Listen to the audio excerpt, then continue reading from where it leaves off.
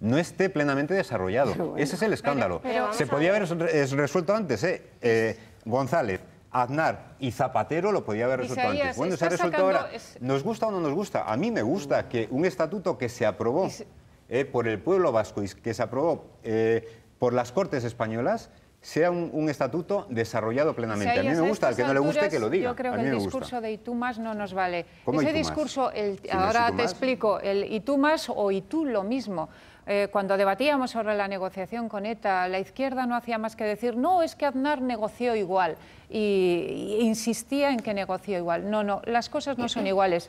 De la misma forma, que había una diferencia esencial entre negociaciones anteriores y la negociación que llevó a cabo Zapatero, hay una diferencia esencial entre anteriores negociaciones de los dos grandes partidos españoles con los nacionalistas y esta negociación. Nunca, nunca, ni un líder socialista ni un líder popular había llegado al grado de cesión al que ha llegado Zapatero. El problema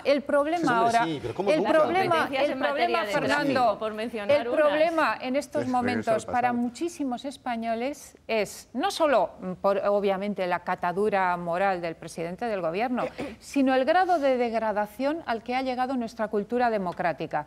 Una cultura política democrática en la cual ya todo vale, todo es lo mismo. Bueno, es que antes era igual.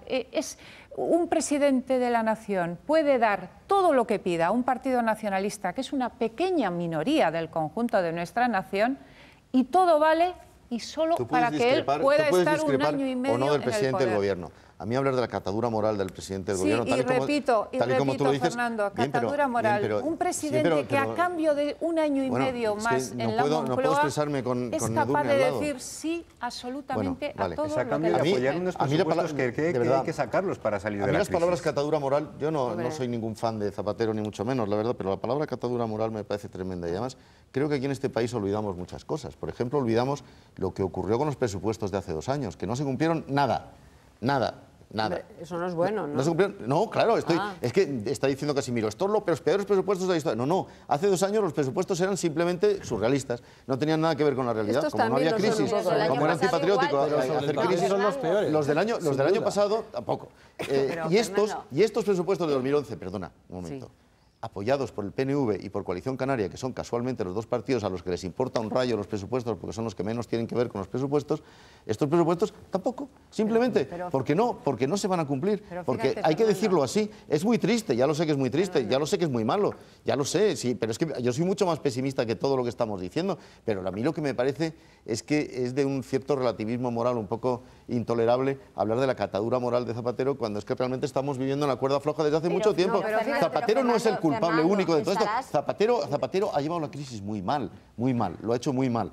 Pero mira, ¿por qué te digo catadura moral? Te respondo otra vez, Fernando. No te he preguntado nada, no quiero que me respondas. ¿Catadura moral en qué sentido? En el sentido de anteponer su propio poder y su permanencia en el poder a los intereses catadura moral, perdona, yo comprendo que piensas en euskera y no entiendes muy bien lo que es catadura moral. Catadura moral tiene unas connotaciones terribles. Y yo creo que de todas maneras, cuando estamos hablando de presupuestos y estamos hablando de situación económica, debemos mirar un poquitín lo que está pasando en el norte, país paralizado ahora mismo. Tenemos que mirar un poco lo que está pasando en Gran Bretaña, tenemos que mirar un poco lo que está pasando en Alemania y tenemos que mirar un poco lo que está pasando en Estados Unidos. Y a partir de ahí... ¿Cómo? Bueno, perdona, pues no estoy yo muy seguro de eso. Hombre, yo también quisiera ser alemán, pero no lo soy. Soy español. Rosa, Carmen y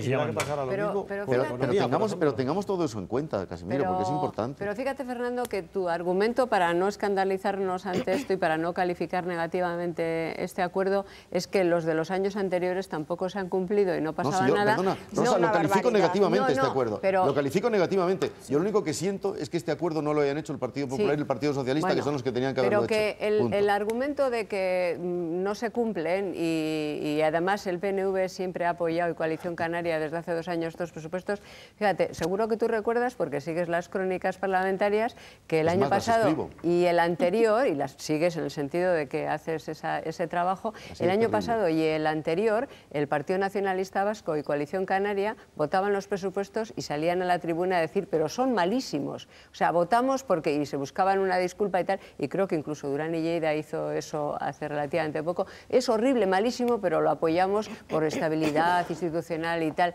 Ahora el PNV ha dicho una cosa muy clara, la ha dicho en Euskadi con más claridad que aquí en Madrid. Bueno, como allí no se van a aplicar, porque nosotros funcionamos con la excepción vasca, nos importa un bledo, porque eso es lo que ha dicho, pero eso es lo que ha dicho Urkullu, pero hombre, al conjunto de los españoles esto le vendría bien escucharlo, o sea, nos importa un bledo porque son para la excepción vasca, nosotros funcionamos a nuestro aire, como allí no se van a aplicar, entonces que el Gobierno de la Nación apruebe los presupuestos que no ha discutido con el PNV, porque con el PNV ha discutido de otra cosa, o sea, busque los votos del PNV para aprobar unos presupuestos con unos que le votan porque en el sitio donde están no se aplican, yo creo que eso, digamos, la gente debe tener una opinión sobre esa cuestión, porque a mí eso sí me parece grave. Y luego, Isaías, esto de rellenar el estatuto y de desarrollarlo plenamente, a ver, yo puedo parecer muy insistente, pero es que me parece sustancial y me gustaría que, si no es así, alguien me lo rebatiera. Por ejemplo, tú. Las políticas activas de empleo, el PNV no las ha querido nunca, porque siempre quiso que se aplicara el cupo a la hora de dotarlas económicamente. No era la política activa de empleo lo que el PNV rechazaba, sino el cálculo económico. Por eso el Gobierno vasco, cuando aceptó la transferencia, porque esa transferencia sí la negociaron en la mesa de la transferencia, la aceptó por 172 millones menos, porque no introdujo el cálculo del cupo, porque hizo el acuerdo de la transferencia en la misma situación que la tiene el resto de España, el resto de comunidades autónomas. Por eso digo que se rompe la cohesión, porque hay 1.600 euros para cada parado español de ese presupuesto y 3.000 y pico, no me acuerdo cuánto, para cada parado vasco. Ese cálculo del cupo es el que es la forma nacionalista de interpretar esa transferencia, esa competencia. Y por eso el Gobierno vasco, cuando estuvo gobernado por los nacionalistas, nunca la pidió. Patxi López la ha pedido en las condiciones del resto de España y ha venido el PNV y ha dicho no, nosotros de otra manera. Por eso no es rellenar el estatuto, no es dar todas las transferencias pendientes, sino darlas con el criterio de los nacionalistas, que creo que es una cosa distinta, aunque te parezca bien con el criterio que se le han dado, pero no es lo mismo. A mí lo que me parece bien es que se desarrolle un estatuto firmado hace 30 años, y lo que me parece muy mal es que en estos 30 años, por las razones que sean, no se haya desarrollado. Las razones que sean, o creemos en el Estado autonómico o no creemos. Pero no, hombre, no. Y si creemos en las competencias, es decir, lo que me ha parecido muy mal, por ejemplo... que es que el PNV hace una interpretación que en la que no hemos creído nadie nunca, tampoco los socialistas, nunca han creído en esa interpretación. Isaías, o sea, las transferencias, el problema de las transferencias es que no se dice, te doy 50 euros. El problema es que las transferencias se negocia abiertamente. Es decir, que lo que se negocia sobre una competencia concreta es hasta qué punto llega la capacidad del Estado y la capacidad de la comunidad autónoma. Por eso hay transferencias, no es que no se hayan negociado nunca, sino sobre las que no ha habido acuerdos. Porque era muy difícil llegar a acuerdos. Por ejemplo, se dice, es que la competencia sobre instituciones penitenciarias la tiene, por ejemplo, Cataluña. Claro, pero es que en el País Vasco forma parte de la política antiterrorista. Y por eso el Estado quiere mantener esa competencia, porque es política antiterrorista. Entonces, por eso es tan importante que la gente no se quede con la idea en la cabeza de que se trata de huevos que se van pasando de un sitio a otro. No, no, no. Las competencias implican negociación sobre qué contenido se quiere sobre esas competencias. Y lo que ha conseguido el PNV, en gran éxito político y gracias a la debilidad de Zapatero, ha sido, como dice Rosa, interpretar las competencias a su beneficio. Eso es lo que ha conseguido. No hay interpretación posible. No hay interpretación posible. No hay interpretación posible. Tampoco es bueno que esto parezca como que es un juego de los partidos políticos. El problema es ¿qué pasa con los ciudadanos? O sea, ¿con qué imagen se queda el ciudadano de la calle que está viendo esto? O sea, que está viendo a Zapatero con el agua al cuello y que sale el PNV o Coalición Canaria encantados porque han conseguido, según ellos, cosas históricas.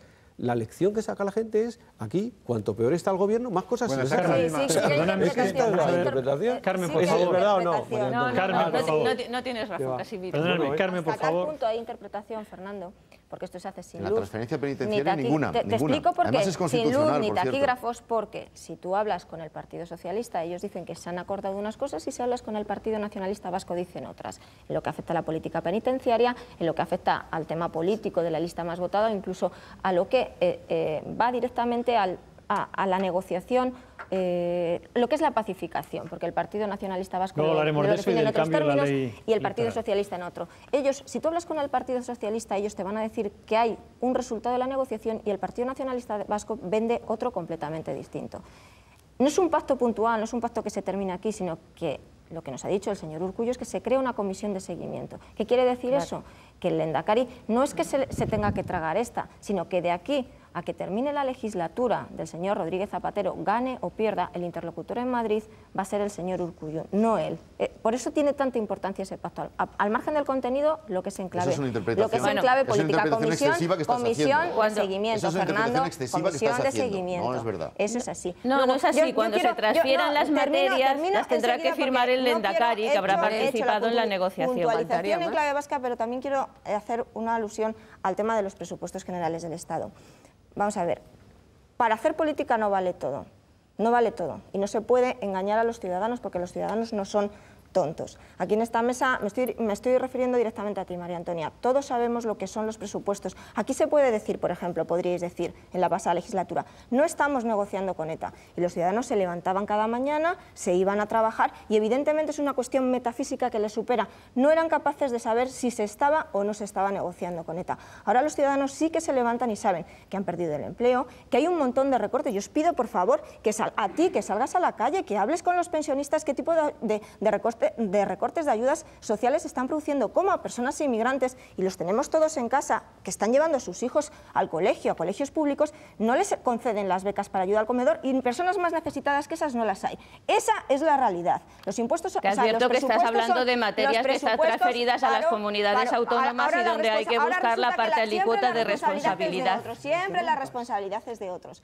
Los presupuestos son los presupuestos del paro, de los impuestos y del déficit. Evidentemente del déficit. ¿Y por qué digo del déficit? Porque si se producen todos esos ajustes, ahí lo que se prima es ese déficit por encima del crecimiento económico, porque lo imponen desde fuera y porque posiblemente si se hubiese tenido una política mucho más razonable, se hubiese hecho un diagnóstico acertado antes y no se hubiese vivido en los mundos de Yupi, se hubiese reaccionado también antes y no nos encontraríamos con este problema. Por favor, decid la verdad. No digáis ahora que son los presupuestos de los mayores ayudas sociales, de verdad, porque es que eso indigna. María Antonia, eso indigna. Lo que indigna a mí, y estoy segura que indigna a todos los que están en sus casas. Lo que indigna es escuchar diariamente el tópico de que son los presupuestos del paro, no es un tópico, los presupuestos es la realidad. del despilfarro, vale, no es verdad. Son unos presupuestos austeros porque estamos en una situación de crisis, como está todo el mundo, incluida la Unión Europea, pero dentro de la austeridad... Restrictivos. Carmen, déjame hablar. Pero dentro de lo que son unos presupuestos austeros hay unas políticas sociales que es una cantidad sin precedentes en la historia de la democracia. Sí. No, las becas, como nunca jamás en la vida se habían mantenido. La I+D+ se ha salvado de los recortes. Se pretende reducir el déficit hasta un 6%. Por favor, que es que no se entiende. Claro, es que si yo escucho, quiero que me escuchen. Un 38% de las inversiones productivas y un 0,5% de los gastos corrientes. Lo que tú dices, el presupuesto del paro, del despilfarro, de todo esto lo oímos todos los días en las tertulias y en todos los sitios. A los ciudadanos hay que explicarles la verdad. Os escuchamos hablar de las ayudas austeros, en una situación de crisis no solamente española, sino europea y también mundial. Pero que a pesar de eso hay un 58% del gasto dedicado a las políticas sociales. Que los recortes de beca no existen. Que se salva la I+D+I de los recortes. Y que sí es verdad, pero yo entiendo que es verdad. El déficit se reduce. No podemos hablar cuatro a la vez porque no se entiende absolutamente. Pero bueno, yo quiero también explicarme aquí porque tú puedes decir que esto es así, pero yo te digo que no es así y además son los presupuestos, son las cifras, que no están ahí, es lo que se va a aplicar. Esto no tiene vuelta de hoja, es que está ahí. ¿No hubiese sido mucho más decente políticamente decir que son los únicos presupuestos posibles. Yo, sinceramente, no veo el aumento de gasto social por ningún sitio. Pero es que no es verdad. Un 58% del gasto dedicado a las políticas sociales. Yo no lo veo. No lo veo. Transferencias obligadas para pagarlo. Está ahí. Pero que son la dependencia, la educación y la I más D más I. No me sueltes otra vez el rollo, que ya lo has dicho. No es un rollo, Fernando. Que ya lo has dicho, Antonia. Pero no me lo digas otra vez, déjame decir lo que yo creo que tengo que decir. Competencias que son de las comunidades autónomas y la acabas de decir allá que no cite. Pero si son transferencias obligadas, están en las grandes cifras del presupuesto consolidado, pero el gobierno lo único que hace es transferirse a las comunidades autónomas. Pero hombre, por favor, que la gente tiene derecho a saber en qué no estamos de acuerdo, pero no en propaganda. Rosa, que no estás en el hemiciclo. Déjanos terminar los demás.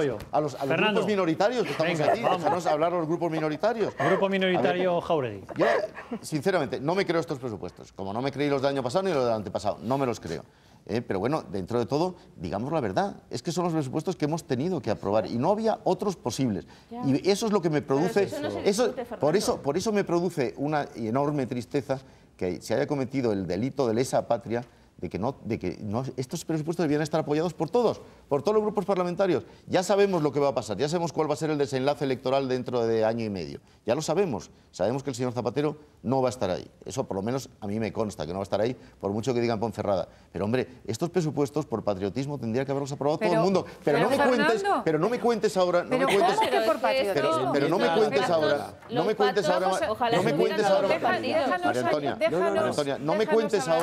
cuentes ahora que estos presupuestos son unos presupuestos excelentes. No lo son, son unos presupuestos lamentables, son terribles. María Antonia, déjanos intervenir a los demás que son unos presupuestos austeros. Es que yo nunca he dicho ni que estemos contentos ni que los presupuestos sean buenos. Estoy diciendo que son unos presupuestos austeros. María Antonia, los demás queremos decir algo sobre los presupuestos. Fernando ha apelado a nuestro patriotismo y al patriotismo, en este caso del PP y de los españoles, para aprobar unos presupuestos. No he citado al PP, ¿sabes? Unos presupuestos. No, tú estabas apelando al PP, antes has hablado del Pacto Nacional. Llevas un año hablando del Pacto Nacional PP. Llevo 4. Luego, si nos importa, Mando de Miguel toma la palabra. Pero y luego vamos a ver, ¿cómo puedes apelar al patriotismo para que todo el mundo apoye unos presupuestos que están basados en la mentira, sin ir a más asuntos? En la mentira. ¿Cuál es la mentira? El cálculo de crecimiento económico que ha hecho el Gobierno para el año que viene, que es un cálculo de crecimiento, déjame acabar, cuestionado por todos los organismos internacionales. Unos presupuestos basados en algo que el Gobierno sabe que es falso. Y tú pides que tengamos patriotismo y que todo el mundo apoye esa mentira. Yo pido simplemente que se acepte que estos son los únicos presupuestos que se podían haber hecho. No había más. Perdóname, es que Amando, el pobre hombre, que no hace así de vez en cuando, luego Casimiro, Isaías, también cuando quieras. Tengo la extraña norma de hablar solo cuando me dan la palabra, pero veo que nadie sigue esta norma y que todos se interrumpen, especialmente las señoras políticas. Al contrario, yo creo que las políticas tendrían que venir aquí a escuchar. Pues no, vienen a impartir doctrina. No, aquí no se trata de impartir doctrina, esto no es un Vienen a hablar. Esto no es un Por eso son parlamentarios. Antes decía, y he sido interrumpido prácticamente por todos, que veía moribundo a Patxi López por una razón sencillísima, porque en todas estas decisiones que hemos visto que se están tomando en el País Vasco, Patxi López no ha intervenido en nada. Quizá la metáfora de moribundo no sea muy buena. Creo que es mejor lo de la cabeza del Bautista en la bandeja de plata ante el baile de Salomé. Pero esa metáfora de la cabeza del Bautista la aplico también a Zapatero, curiosamente, a pesar de su optimismo. ¿Por qué? Porque si Patxi López se ha dado cuenta, por eso tiene que dimitir, que es un protectorado del PNV, que es quien manda, Zapatero es un protectorado de Estados Unidos y de Alemania. Es decir, las normas que ha tomado son una parte de lo que le han dicho que tome.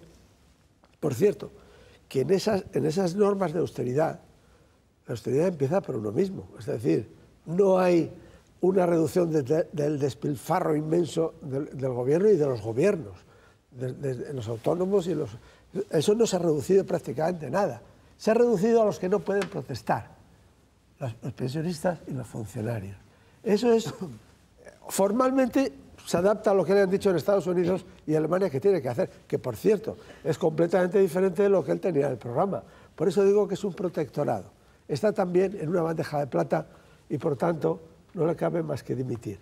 Estoy contigo, Jauregui. Yo no he dicho que dimitir, yo he dicho que tiene que dimitir. No, que tú prevés que no se presentará. Eso no es dimitir, perdón, son diferentes. Pues no se presentará porque dimitirá. ¿Qué susto me has dado? No sé si dimitirá. Sobre Pachi López, al que ya se le empieza a matar y se le empieza a ver moribundo y tal, bueno, y yo qué sé, ¿cómo evolucionará? Para empezar, desde luego, va a ser el Lehendakari vasco que vaya a gobernar un País Vasco con más competencias, por un traspaso que se ha hecho por parte de un partido al que pertenece. En los próximos 2 años y medio. En los próximos 2 años y medio, sí. Bueno, en los próximos 2 años y medio, que también es mucho, es un periodo muy largo en política, ¿no?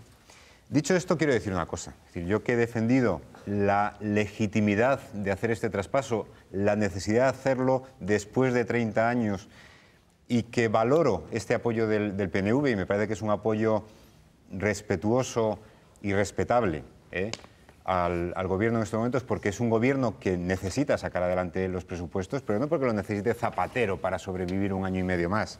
A lo mejor Zapatero estaría encantado de irse mañana a casa.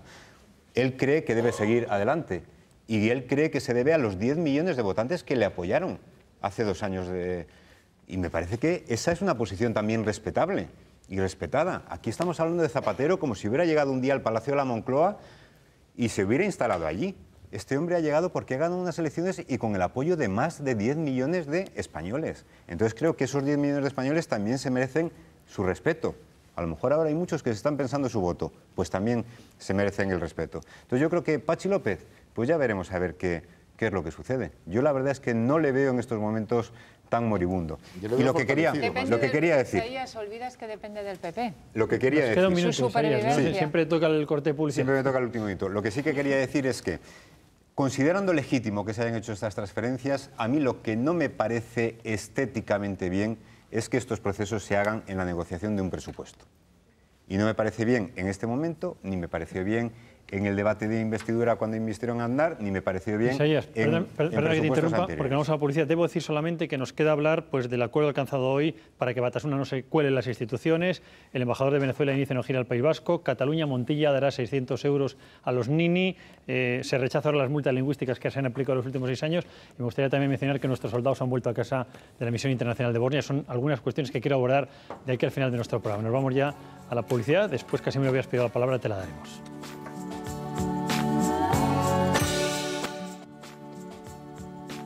Son las 12 de la noche menos 9 minutos. Nos quedaría un pequeño corte de publicidad por delante y cuando menos 2 cuestiones que quiero abordar.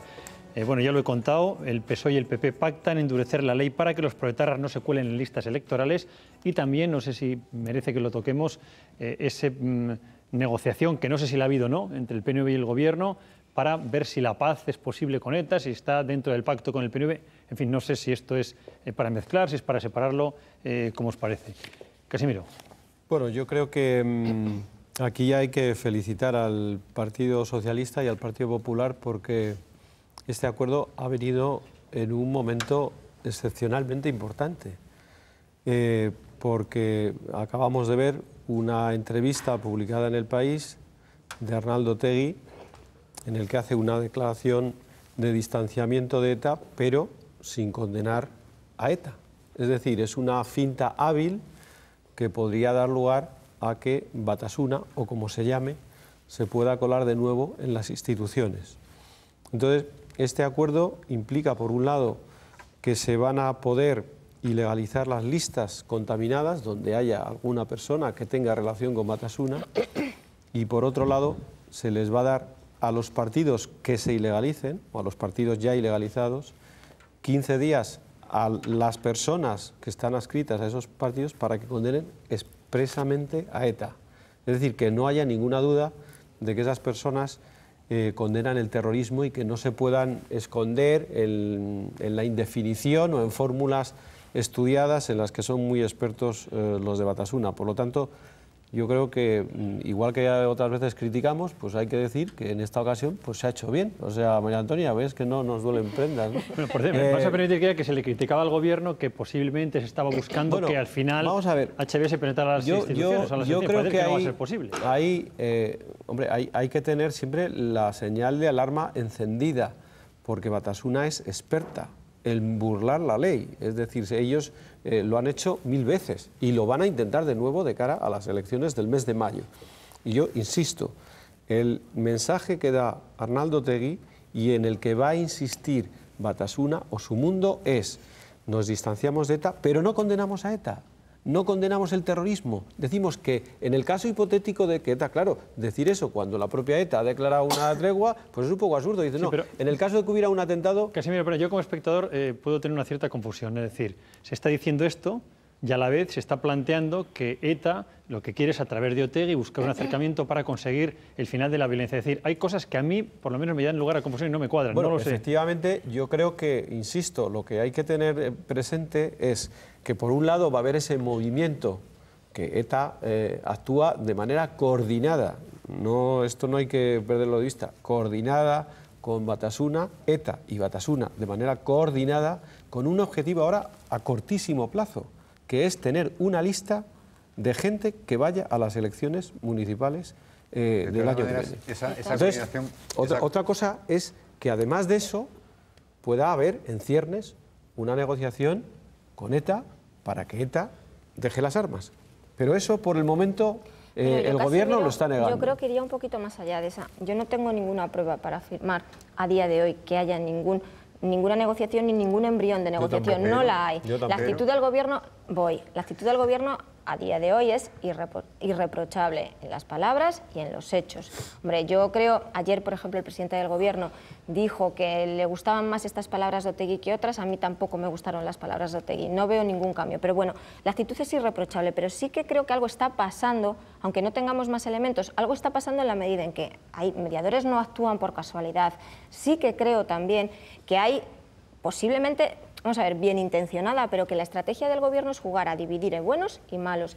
Que hay una estrategia también del gobierno de hacer un lavado de imagen de Batasuna. Ahora es la izquierda abertzale. Vamos a ver, hay movimientos en política penitenciaria. Lo que llegan de fuentes de la lucha antiterrorista es que al señor Otegi se le está dando, aunque ahora Interior niegue que haya dado esa autorización en esa entrevista, que a Otegi se le está dando un papel no de hombre de paz, como fue en la pasada legislatura, pero que sí se le está relanzando de alguna manera, que es un punto, un foco que se está teniendo en cuenta.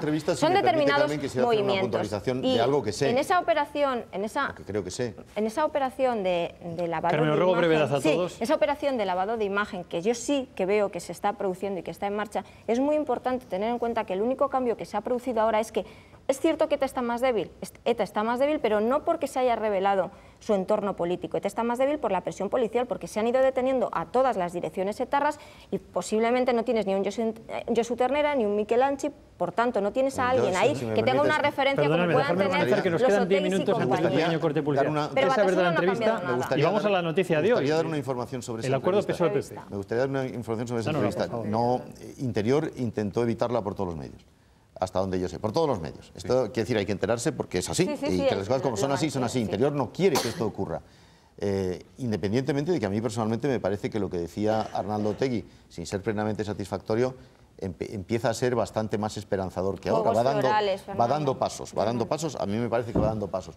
Si esto lo añades o lo complementas con el paso que, afortunadamente, una vez más, unidos en esto, que bien, el PP y el PSOE, han dado a la hora de ilegalizar cualquier movimiento, digamos, de marca blanca o de trampa saducea de Batasuna, creo que nos permite, una vez más, ser optimistas. Yo creo que en este campo debemos y tenemos que ser optimistas. ¿Cómo no? Pero si es que esto va muy bien, ¿cómo no va a ir muy bien? Y yo creo, por cierto, creo que Otegi, hasta donde yo sé, y algo sé de esto, me parece que no es el portavoz de ETA ni de ninguna de las maneras. Portavoz de ETA no. De ninguna de las maneras. De la izquierda, abertzale Batasuna. Por hablar de la proposición de ley, porque de la entrevista lo único llamativo desde mi punto de vista, que no es menor, es que el periódico más gubernamental de España le ha dedicado a un terrorista que está en la cárcel condenado. Rosa, me dicen que no se te está oyendo y que te van a un micrófono. Mientras tanto, Edurne me ha pedido la palabra.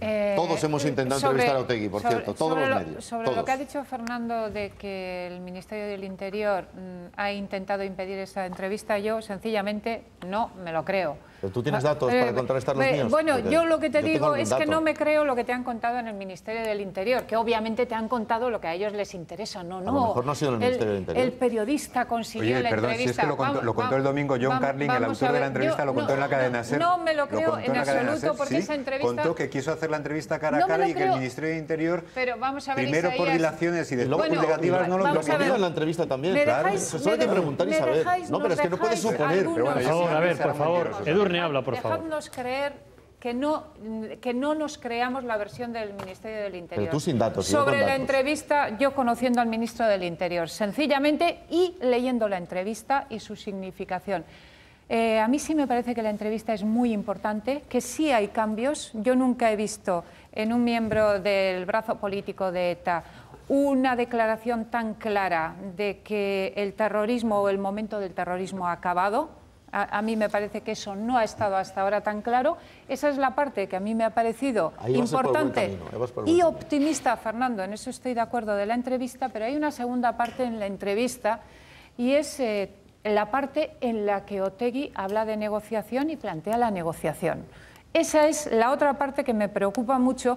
Yo diría como Casimiro que tenemos que tener la alarma puesta, porque en esa entrevista había toda una presentación de cómo tiene que ser la negociación y de cómo hay que admitir al brazo político de ETA en las elecciones. Pero con toda la alarma puesta, desde luego, hay que leer la entrevista y hay que valorar los pasos que desde ese mundo se están dando y los pasos de Otegi acabo de valorarlo, Isaías. Y que además los ha dado tarde, y yo creo que en la propia entrevista lo reconoce. Dice, si estos pasos se hubieran dado antes de la declaración de Anoeta, a lo mejor el último proceso de paz hubiera salido bien.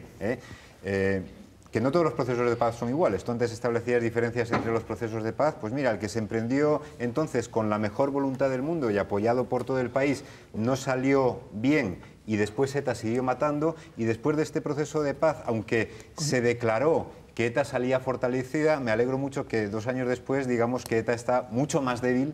Pero precisamente porque se ha cambiado la política antiterrorista. Señores, más que la entrevista de Otegi me interesa la portada de todos los periódicos, el pacto al que han llegado PSOE y PP, que creo que es una gran noticia, ¿no? El acuerdo entre el PSOE y el PP, esto hay que valorarlo, y hay que valorar el contenido de ese acuerdo, y es impedir, y que eso quede por escrito antes de que después se tengan que valorar las listas blancas, que seguro que va a intentar colar Batasuna, como no, impedir que efectivamente se cuele una sola lista blanca en las próximas elecciones municipales. Yo sobre el acuerdo, sobre la proposición de ley que se ha presentado hoy en el registro, yo quiero recordar que era un acuerdo de junio de este año, que fue a la subcomisión de la Comisión Constitucional, y que yo estaba un poco nerviosa porque no lo llevaban a cabo y no lo presentaban en el registro como una iniciativa legislativa, y por tanto se nos echaba el tiempo encima. O sea que reconozco que todos estos meses que han tardado, pues realmente han sido meses que cualquier persona pues ha tenido que estar preocupada porque algo que ya habían acordado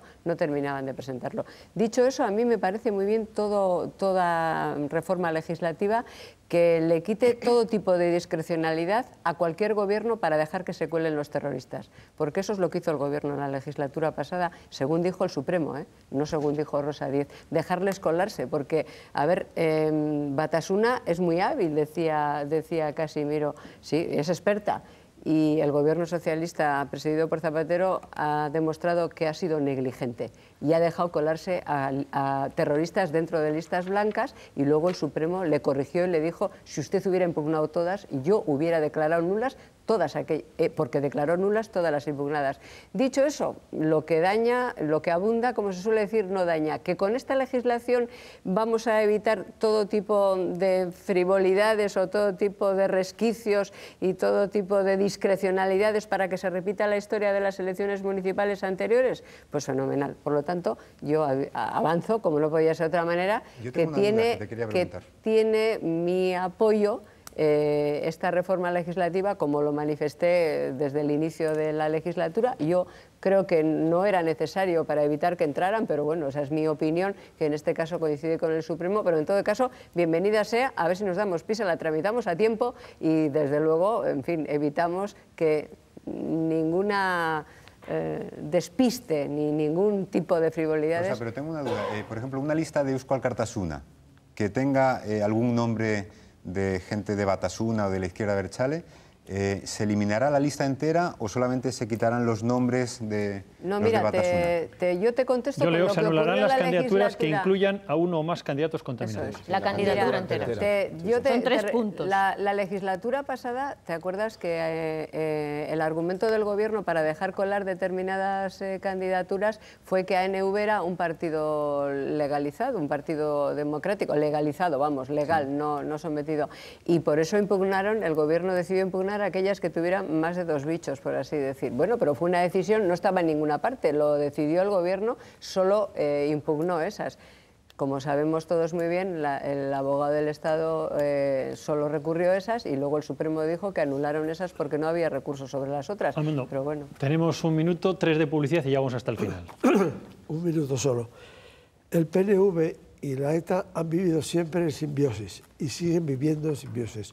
Una institución necesita a la otra para poder subsistir. Y la mejor prueba es que el PNV ha mandado en el País Vasco durante toda la democracia y la ETA no ha desaparecido durante toda la democracia. A mí no me importa que haya personas que piensen de una forma o de otra, incluso a favor del terrorismo, en las listas. A mí eso no me preocupa. Lo que me preocupa es que haya terroristas que no estén en la cárcel. Y sabemos que hay muchos. Por eso tantas veces ha descabezado la ETA, una y otra vez se descabeza la ETA. Bueno, pues si se descabeza muchas veces es que no se acaba con la ETA, pero no se puede acabar, repito, porque quien se beneficia de la ETA fundamentalmente es el PNV. El PNV es el que manda. Me parece tal error, Armando, todavía a estas alturas, hablar de la simbiosis entre el PNV y ETA, que es que realmente, si hacemos un mal diagnóstico, mal favor estamos haciendo a la lucha contra ETA. Eso es tu opinión. No, claro, sí. No, a mí es distinta. Tú has dicho, sí, pero yo, permíteme que no estoy de acuerdo contigo. Claro. A mí me parece Señores, que a estas alturas eso 3 minutos, es un tópico que ya 3 no minutos se y sustenta en la volvemos. realidad. No por favor, 3 minutos, Fernando, y volvemos ahora mismo y vamos hasta el final.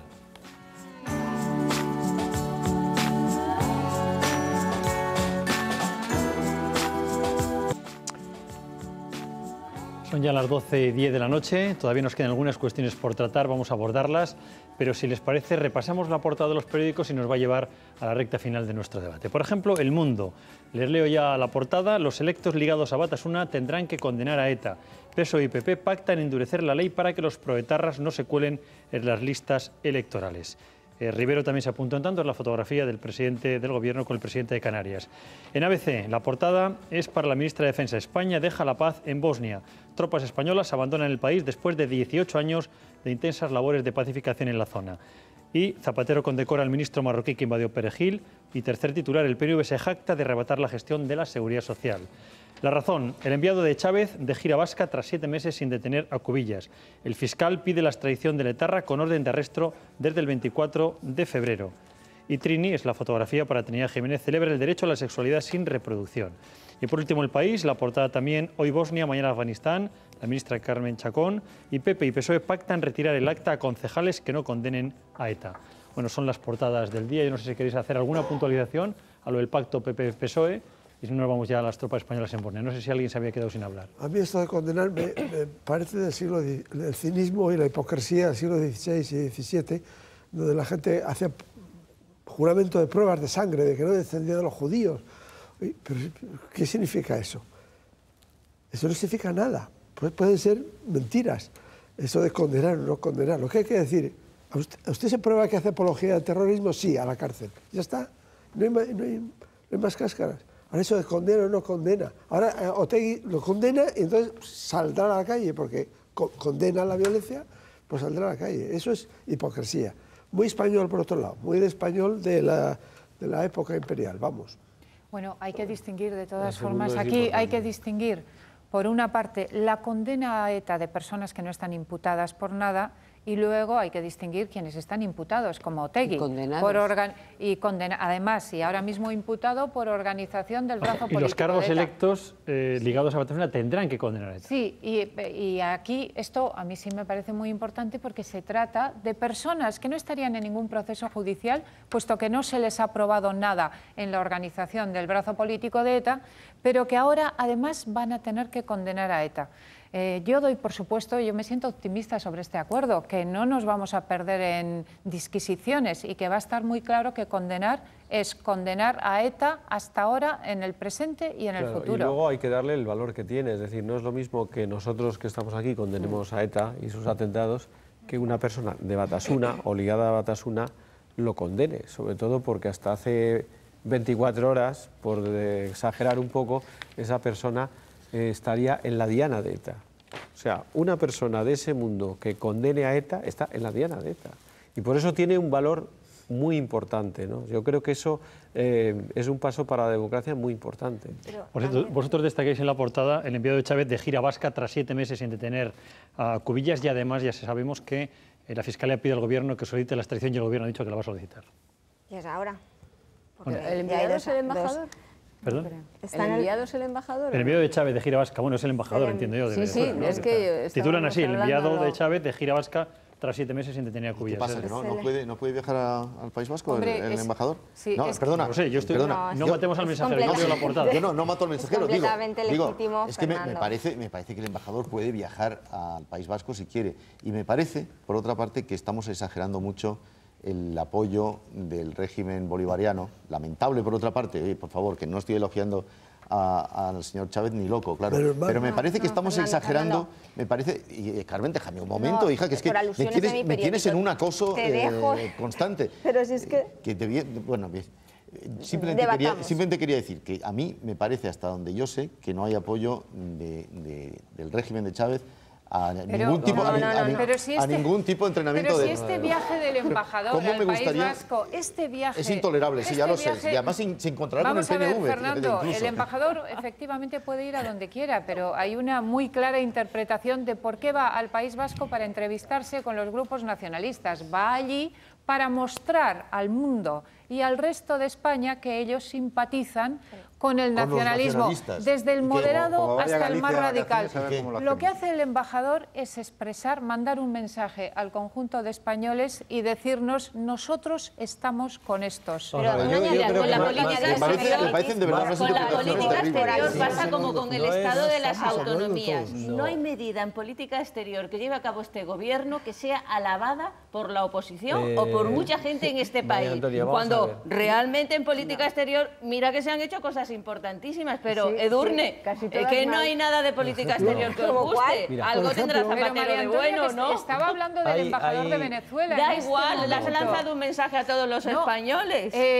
Por favor. Estaba hablando de la actitud del gobierno de Venezuela y del viaje del embajador de Venezuela. A mí el viaje... Ha tocado algo María Antonia, que es motivo otra vez de polémica, y ahora voy a contestar. Ahora te dejo contestar. A ver, Casimiro y Carmen. El viaje, que puede ser anecdótico, no, yo creo que tiene un contenido político, pero que es legítimo absolutamente, pero hay una cosa que es más grave, y es que el señor Cubillas, que sigue trabajando, como ha dicho su abogado, públicamente, para el gobierno, y no solo sigue trabajando, sino que ha ascendido como alto funcionario del gobierno de Venezuela, este señor, hay una orden de busca y captura por colaboración con ETA. Este señor tendría que ser, es decir, este señor tendría que estar en España, para ser juzgado en España.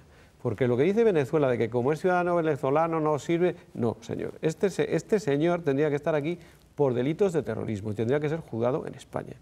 Y se ha tardado mucho tiempo y hoy se ha hecho, la Fiscalía lo ha pedido y ha salido el ministro del Interior, Rubalcaba, a decir que se va a pedir la extradición, pero ya era hora de que se pidiera la extradición del señor Cubillas, después de meses en los periódicos, después de investigaciones... En cualquier caso han dicho que no se la van a dar.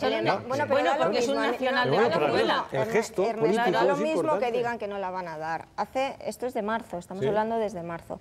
Fernando, tú... ¿Esto qué tiene que ver con el embajador? Perdona. El embajador es el mismo que ha puesto en cuestión nuestra Mucho. justicia. Ese es el mismo señor. Ese embajador que se va de gira es el mismo que ha puesto en cuestión nuestro sistema judicial. Luego no hay que dejar de viajar por España, que no viaje. Vamos a ver, tú antes me decías que te dejase hablar, te he escuchado, estábamos en el debate, por eso yo también te interrumpí. Ahora déjame a mí que te explique, que te dé mi opinión, sobre lo que tú has comentado. Menos mal que llevamos más de un debate, que no había suficientes pruebas para vincular a Chávez con ETA y con el amparo y el cobijo al terrorismo. Yo me remito.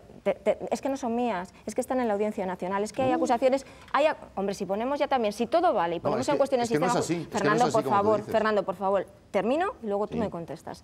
Hay acusaciones de 2 juzgados en la Audiencia Nacional. Hay un informe de la Guardia Civil, que lo tiene la Audiencia Nacional, también podemos poner en cuestión la Guardia Civil, pero hay un informe de la Guardia Civil donde se detalla con pelos y señales por qué la Guardia Civil española considera, con su información, con sus viajes allí, por qué considera que una vez que Francia ha dejado de ser un sitio donde se pueden cobijar, el aparato militar, los jefazos de ETA se están marchando allí. Ese es el santuario Etarra, donde se hacen labores de adiestramiento y donde se hacen labores además para crear nuevas armas, porque a eso se dedican, a jugar Cubillas, las FARC y ETA, donde tenemos documentación incautada a ETA y documentación incautada a las FARC. El señor Cubillas, este señor Cubillas, donde no parece que no tenemos suficientes pruebas, él o se pone la chaqueta roja, la camisa roja bolivariana y se va a expropiar fincas de los españoles, o se pone la boina vasca y lo que se hace, se va es a los campos de adiestramiento y a colaborar en eso, en campos de adiestramiento. La última operación de la Guardia Civil, por si quieres una última prueba, Comando Imanol, ¿qué es lo que puso al descubierto el Comando Imanol?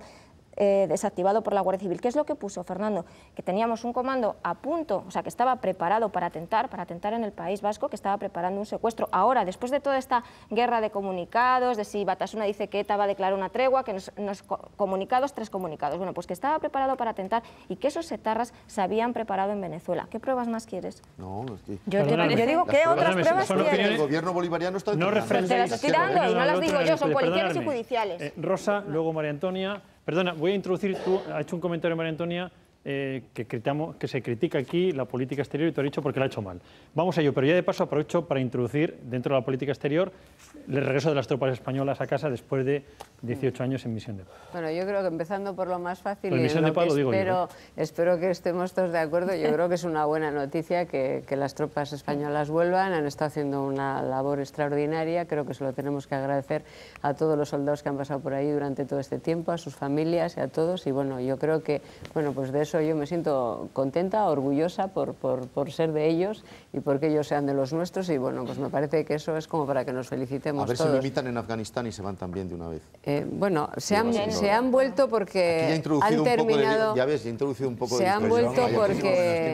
Se han vuelto porque a criterio de la misión internacional de la que las tropas españolas forman parte, han terminado su tarea. Yo creo que España tiene que cumplir sus compromisos internacionales y tiene que irse de los sitios cuando los haya cumplido a criterio de aquella organización de la que forma parte, y por eso yo creo que nos podemos felicitar.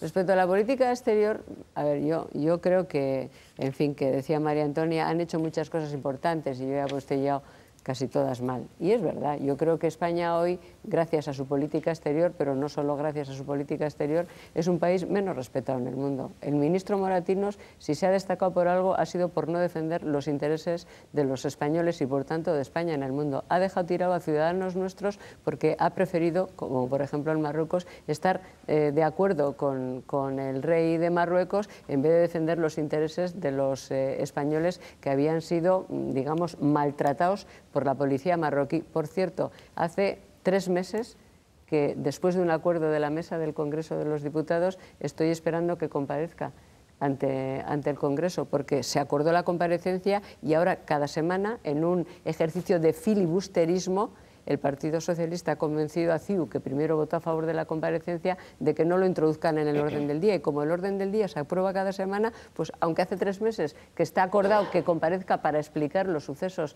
de los españoles que defendían a los saharauis, el derecho del pueblo saharaui, y fueron torturados y machacados por la policía marroquí, pues ahí estamos esperando. Yo creo que Marruecos es un ejemplo, Venezuela es otro ejemplo, no es el único ejemplo, pero realmente en todos los sitios donde se encuentra con un dictadorzuelo que le quiere chantajear, Moratinos cede al chantaje y se pone siempre de parte del fuerte y nunca de parte de los débiles. Y eso hace que España en el mundo hoy sea muchísimo más respetada. Ahora vamos a hablar de las tropas españolas, pero tiene que contestar. Yo entiendo a veces algunos comentarios, pero es lógico que cuando no formamos parte de los pactos nos tengan que molestar y que los critiquemos. Pero bueno, esta es la vida política y es la fuerza de todos los grupos políticos. 2 reflexiones. La primera, que no va a suscitar crítica porque parece que todos estamos de acuerdo, que después de 18 años nuestras tropas en Bosnia vienen, se ha demostrado su capacidad y además han dado un ejemplo de una valentía personal y profesional. Creo que sin comentario. La segunda cuestión, solo voy a poner un ejemplo para que se entienda muy bien. Estamos cansados de oír criticar la política exterior de este gobierno. Solo voy a poner un ejemplo, que ha sido portada durante muchos tiempos en muchos medios de comunicación. Y no quiero personalizar. Nuestras pésimas relaciones con Marruecos. Todos los días, continuamente. Y resulta que un día el Partido Popular se entrevista con el primer ministro de Marruecos, del Istiklal, y se ha acabado la polémica en los medios de comunicación de nuestras pésimas relaciones del Gobierno de España con Marruecos. ¿Alguien me lo puede explicar? Es que no lo entiendo. Yo te lo explicaría, pero ¿Alguien me lo puede explicar? Expliquen los señores periodistas. Es que las relaciones dependen de que se sienten los grupos políticos con los primeros ministros de otros sitios y entonces se acaba la pésima relación con Marruecos. Pero tiene que ver no se habla la otra, María No es Antonia. el problema no es el con la otra sobre Marruecos. El problema no es el de la pésima relación. Por supuesto, todos estamos de acuerdo en que nos gustaría que las relaciones con Marruecos fueran estupendas. El problema no es ese, el problema es el de la actitud de debilidad del gobierno español hacia Marruecos. Y acaba de leernos, Ernesto, la portada de ABC, donde se cuenta que el presidente del gobierno ha condecorado al ministro marroquí que fue responsable de la invasión de Perejil. Esto es un ejemplo estupendo, lo tenemos en la prensa de mañana, de qué significa actitud de debilidad hacia Marruecos. Incluso valoramos y premiamos que hayan invadido Perejil. Ese es el problema de nuestra política exterior. Es que la política exterior de este gobierno se hace con la cabeza y no con los zapatos como la hizo José María Aznar. Bueno, punto pelota, y eso es lo que no nos gusta. Es decir, que el PSOE, por supuesto, María Antonia, es agachar la cabeza. María Antonia, tu partido no habría hecho nada ante la invasión de Perejil y le habría dicho a Marruecos, nos parece muy bien. A mí me da muchísima pena oír, como he oído a Rosa Díez, de verdad que no es una expresión poco corriente, se dice mucho. Es que España ha perdido enteros, es que España está a la cola del mundo. ¡Qué horror! En esta política exterior, España está hundida. Perdón un segundín.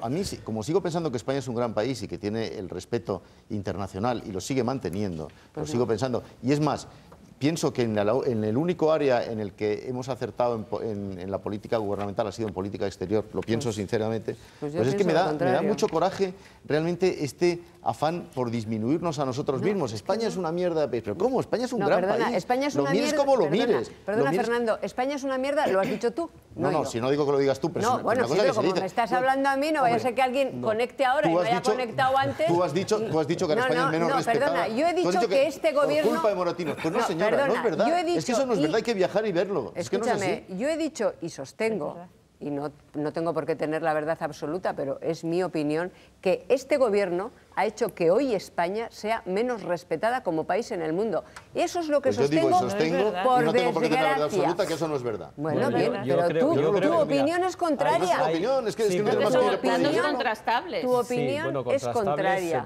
Se puede poner un ejemplo muy gráfico. Después de Casimiro, se puede poner un ejemplo muy gráfico. Y luego Carmen. La semana pasada con Gibraltar.